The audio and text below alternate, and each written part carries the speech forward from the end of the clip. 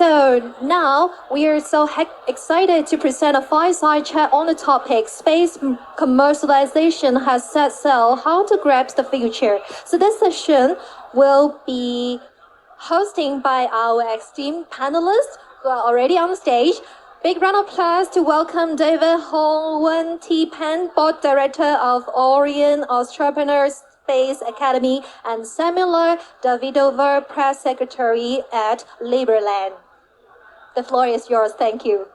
Thank you. Thank you very much. Good afternoon, everybody.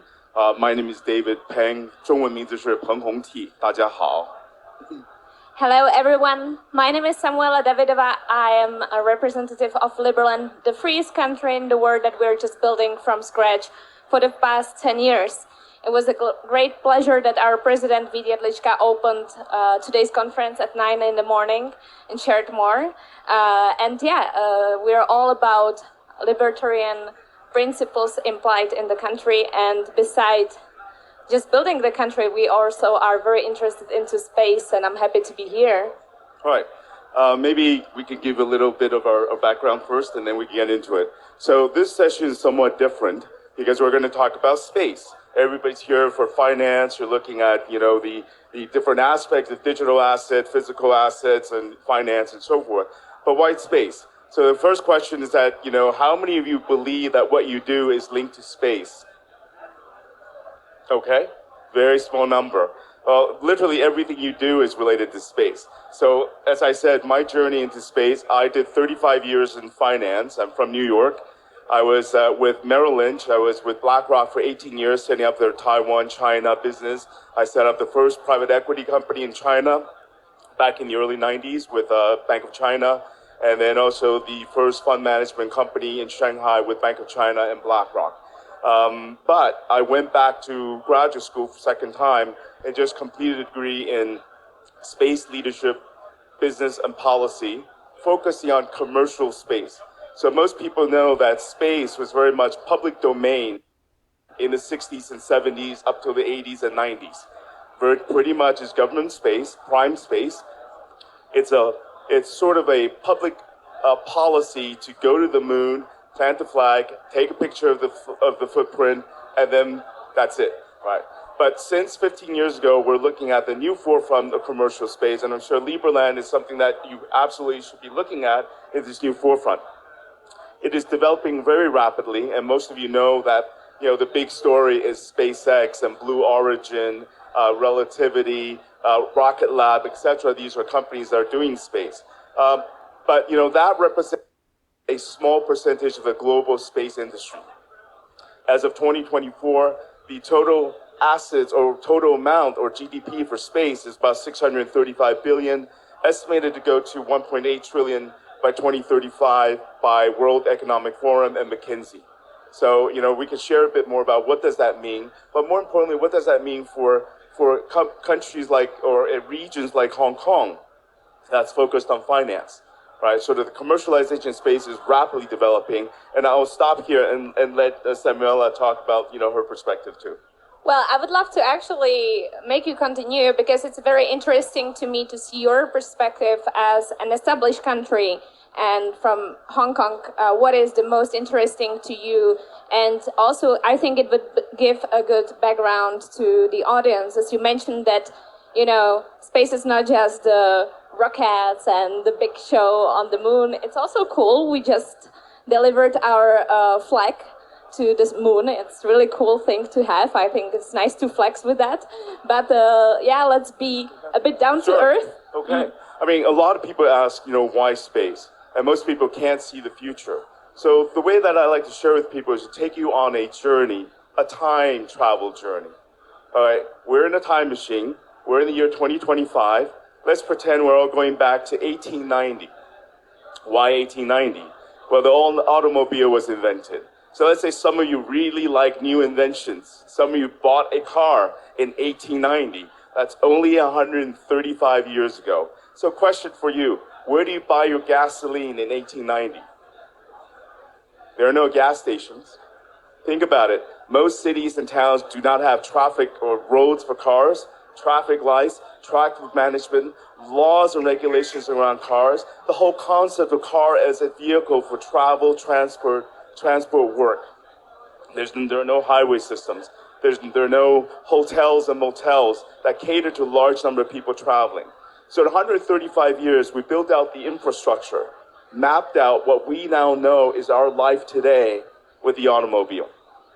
All right, let's get on in a time machine, go forward a little bit. We're now in 1910. The Wright brothers just flew their plane 7 years ago, 1903, December. In 1910, if you had money, you bought a plane, it's for fun. The US government, any government, didn't even think about air postal system.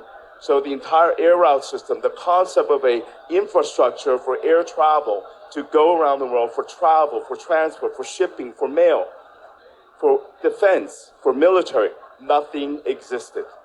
And that was only 115 years ago. So what I'm painting for you is a template what the future may be. You may be asking, what does this space mean? Where are we going to go? I can't tell you. But let's say in 1910, we're sitting here, I tell you, in 1970, in 60 years' time, there will be a big airplane called the 747. It's going to fly all of us in this room across oceans, going somewhere around the world. Most of you would say, crazy, wouldn't believe it. So what I want to leave here, and I'll go back to sort of the commercial side, is that a lot of what we don't know will happen. Because of AI, because of quantum, that will be accelerated. Okay? Now, why commercial space? And this brings back to Hong Kong as an important point. So just on the space politics, the great powers of space right now in the world is number one, United States. Number two, China. Grew rapidly over the last 15 years. Okay? Number three, Russia. Number four, India. India is at the gates. However, if India approves its human spaceflight in the next 2 years, it will be a great power in space. More interesting is the middle power. European Space Agency is now middle because they missed the boat. They did not believe in private space. They continued to follow public space. Japan, Canada, UAE, with the money they could buy into space. But the next country, I tell people, literally 100% when I say this, people just could not believe it. Middle space power is, this next country is Luxembourg. Luxembourg is a space power because 15, 20 years ago, they revamped their entire commercial code to support space commerce. Think about Panama for registering ships. Luxembourg, when companies go into space, to register in Luxembourg. Hong Kong should be looking at Luxembourg as an opportunity because Hong Kong owes a lot of its financial market to Luxembourg.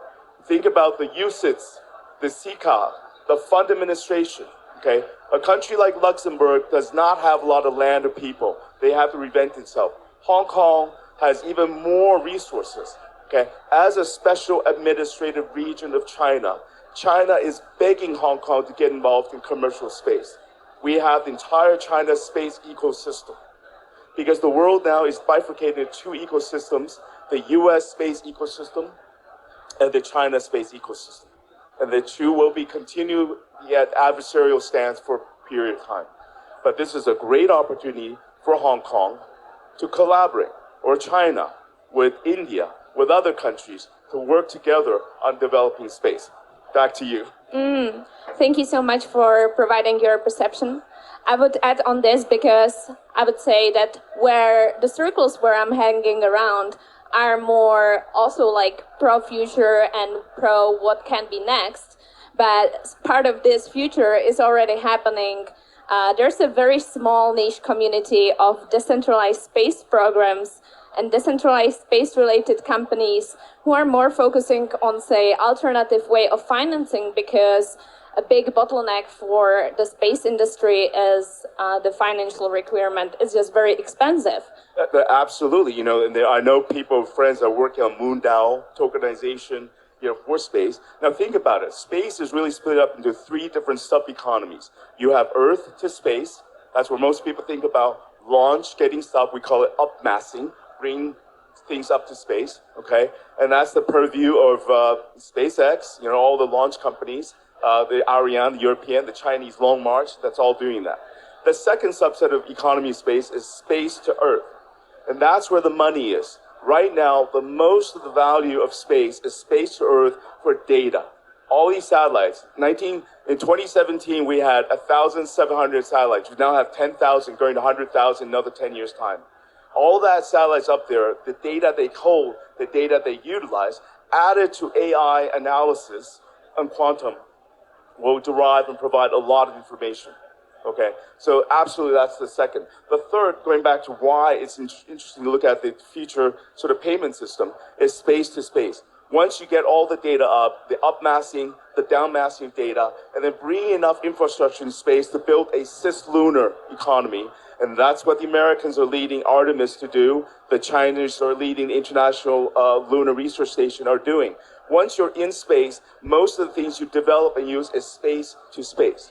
So when you're up in space, are you still dependent on the American international settlement system and the dollar? Does everything come back to the US?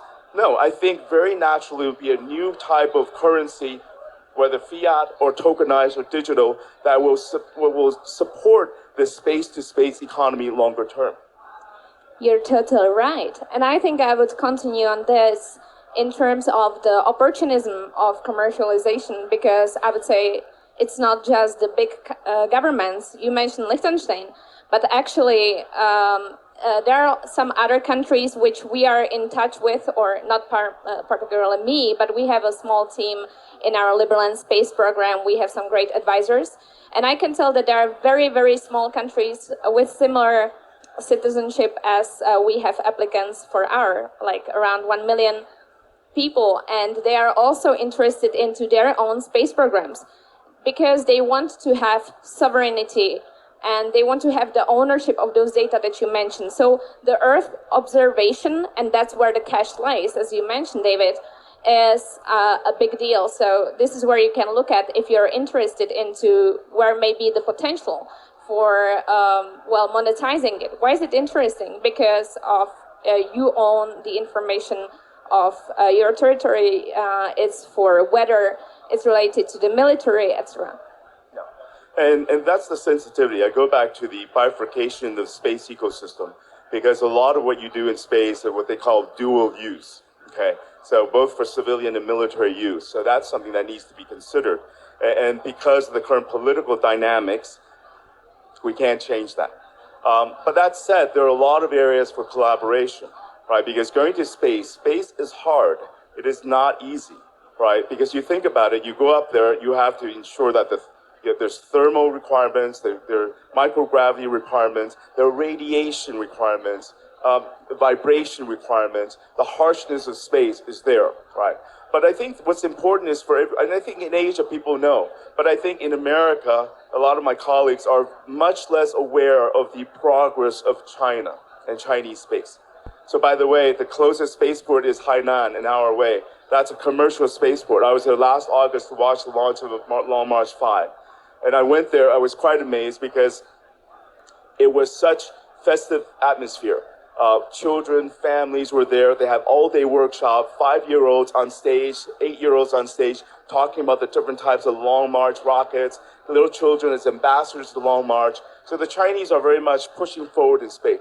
Yes, right now it's still state-controlled space. But last November at a major summit here with Polytech in Hong Kong, CNSA came and talked about the importance of commercialized space. And I really believe that China will start diversifying and commercializing space, okay?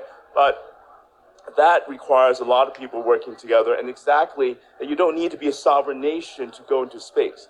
Because the United Nations under the 1967 Outer Space Treaty says that it's a global domains in space. It's for all people, all mankind. So you do have civil groups that are looking at what is their interest. In the United States, for example, different nations, indigenous nations, right? So like the Navajo country, they have a right. They're separate nations. How are their interests represented in space as we develop, right? So the biggest concern for me is that we are not looking at the risks of space, which is very much space debris. Everything we send up there, a lot of stuff are just hanging around. Now, there's a very important concept called Kessler syndrome. How many of you have heard of Kessler syndrome? Okay. How many have you seen the movie Gravity with Sandra Bullock and George Clooney when all the debris hit each other? That's a Kessler syndrome. Okay. When different debris start hitting each other, cascading and building out.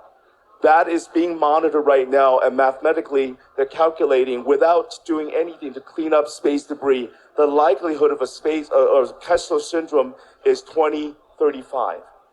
So for me, I believe that yes, with all the opportunities in space, commercial space, financing of going to space, one of the first opportunities is looking at how do you use technology to start taking out, getting rid of garbage, space chunks in space. Now, all new satellites going forward have a end-of-life mitigation requirement, meaning that at the end of the 3, 5, 10, 15, 20 years, they have to have enough fuel and propulsion to push it down to burn up, or push it up to what they call the graveyard orbit for the geosynchronous, right?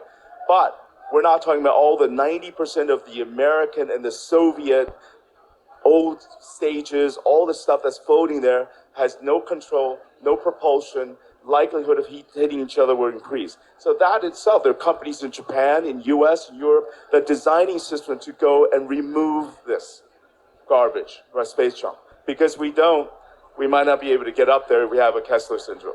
So. Yeah, you're totally right. And I would say that this points out to the fact that it's not just the governments who are interested into space. It's actually a lot of smaller private companies who are working on space-related things.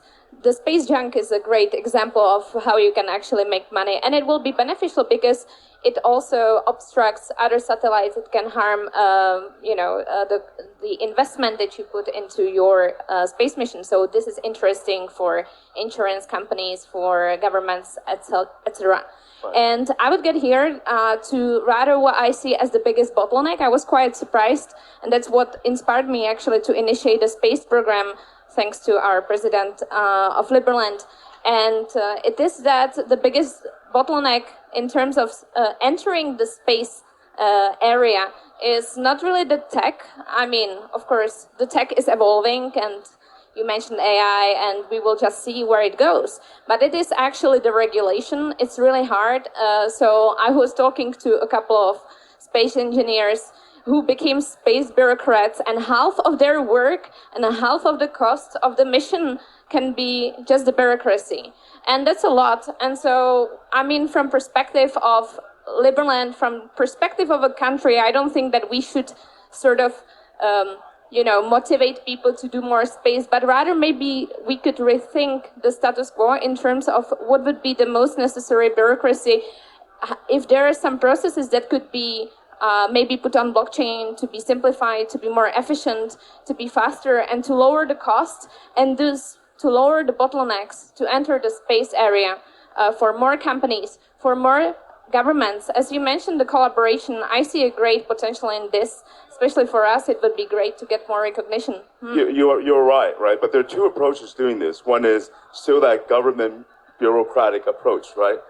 So that's not going to change for some countries. But think about companies that are private already. Extreme example is Elon Musk and SpaceX, right?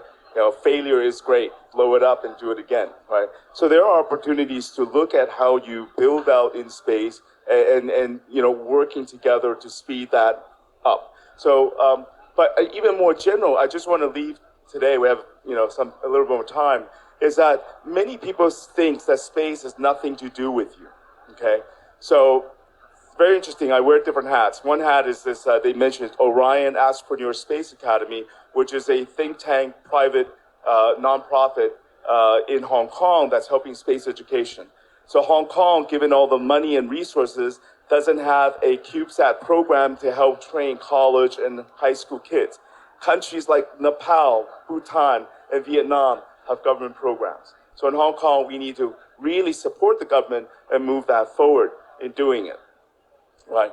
But there are also companies reaching out. Another hat I wear is with a consultancy company. We are really helping companies that come to us and say, I have nothing to do with space, but I'm interested. What do you think my products and services can do in space? And, my partner is my classmate from my graduate degree, 25-year NASA veteran, PhD, is probably the foremost expert on Jupiter gravitational field. She sent 8 successful student missions to the ISS. 8. That's incredible. So we're talking to companies like this, for example, Italian company that's doing preservation. They said, we have an AI image analysis system. We're in the process of doing preservation for the Trevi Fountain in Rome. How can this be applied to what we want to do in space? Well, there you go. You have an AI image analysis system. Can this be applied to space systems in space, defunct satellites and space assets, looking at, what is leaking, what is working, what is not working. So, but this is the step-by-step. What we learned is that, to commercialize, you need people to hold the hands of commercial companies to analyze and look at what they can and cannot do, help them walk the walk into space. But absolutely, there are people interested, and that does not have to be government-led. It could be very much commercial or even a public-private partnership together. Yeah, you're right. One more thing I see is registering actually these companies in some to have a legal entity, right? So again, it's the regulation. So I hope to actually help, especially decentralized space companies, to find a place where they could register and get licensed to start making their business. And so, I mean, this is a big bottleneck. If you cannot register the company in the first place, how can you make the business? That's why Luxembourg is a middle space power, okay? All the major satellites company, they register there. The government's very supportive. They give funding to company to do research. But even in region, in Hong Kong and Singapore, there are lots of companies. So I was at a big space conference hosted by the Singapore government 2 weeks ago. One company I met, basically, they are making environment-hardened IC chips, radiation-hardened IC chips used in space, IoT, Internet of Things, and automotive. Think about it. You need chips in your cars, electric cars, any cars. The heat, the cold, the vibration, you need really hardened components. I met another guy, a Belgian guy with a company in Hong Kong and Luxembourg that's building radiation shielding. Again, AI is going to play a major role. They use AI to look at composites and materials and doing 3D metallic powder printing of the right material combination to give the maximum radiation shielding, and that they can use in satellites and spacecrafts for human spacecraft. If you want to go to Mars 8 months, the biggest danger is radiation. That is the biggest killer, okay? And that's the biggest thing, that a lot of these simple things that needs to be brought together, building this infrastructure. Back to my analogy to the automobile in 1890, airplane in 1910. There's a lot of things that we need to do. All right. Thank you very much. You're right. I think that the biggest thing that we should realize is that it's not like, radiation, let's resolve it tomorrow, because we think in terms of being here on the Earth, but then you go up there and the things are working totally differently, so it's very hard to imagine. And I think also it's very hard to imagine and predict how far the industry can go, but I'm very bullish. I'm very optimistic about how it can evolve. I see very interesting and good tendencies, again, among governments, among private companies, or also very small companies finance in more decentralized approach. So let's see what the future brings. Thank you, David. Thank you very much. Thank you. Thank you. Thank you very much for bringing such practical takeaway from your presentation.